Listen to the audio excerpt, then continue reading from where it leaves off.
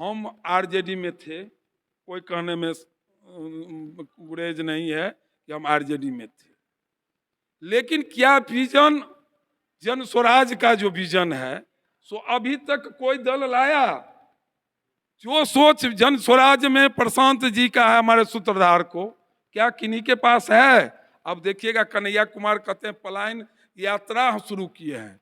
रे भाई, यहाँ पर 50 साल आप लूटे बिहार को, यहाँ लेबर जोन बना के बिहार को छोड़ दिए। यहाँ का लेबर गुजरात में भर के ले गए, बड़ौदा में भर के ले गए, बम्बई में भर के ले गए, और जो है सो हरियाणा में भर के ले गए। अब आपको पलायन याद आता है? जब जन स्वराज की आवाज आई, आपको लग रहा है कि इस बार हमारी जमीन घिसक रही है, तो पलायन याद आ गया। शिक्षा युक्त कैसे बिहार होगा, इस पर पहले हम लोग आ जाते हैं। तो शिक्षा युक्त बिहार तब ये होगा जब हम यहाँ नेतरहाट टाइप के, यहाँ हर ब्लॉक में कम से कम 2 से 4 विद्यालय करेंगे।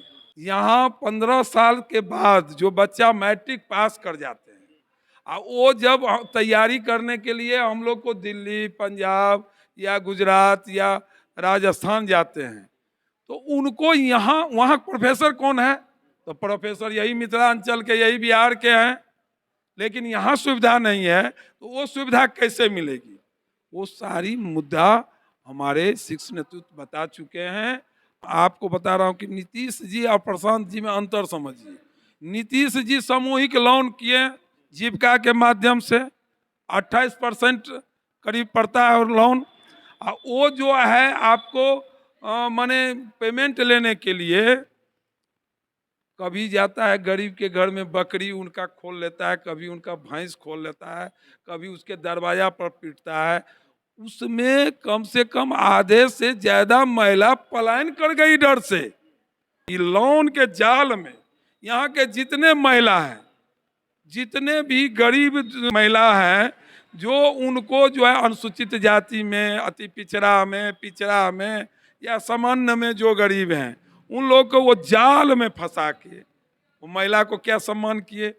पहले आर्थिक पलायन को रोकना है, फिर इस श्रमिक पलायन को रोकेंगे। तो आर्थिक पलायन कैसे रुकेगा? जो हमारा पैसा जो जा रहा है स्टेट, उसको हम ब्रेक करेंगे, और उसी पैसा से हम लोन किसको देंगे?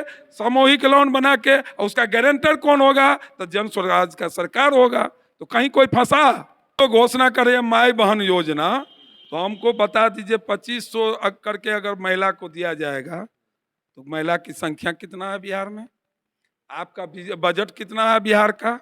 अब उससे इनको नहीं जोड़ सकते।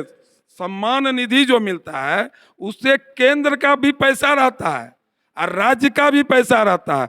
वो दोनों पैसा को मिलके ही सम्मान निधि दिया जाता है। लेकिन वो जो कह रहे हैं माई बहन योजना, वो स्टेट गवर्नमेंट की होगी, और स्टेट गवर्नमेंट की उतनी जो है सो बजट भी नहीं है, तो वो देगा कैसे? ये तो जुमला हो गया। बजट बता देना तेजस्वी यादव, कितना बजट है बिहार का?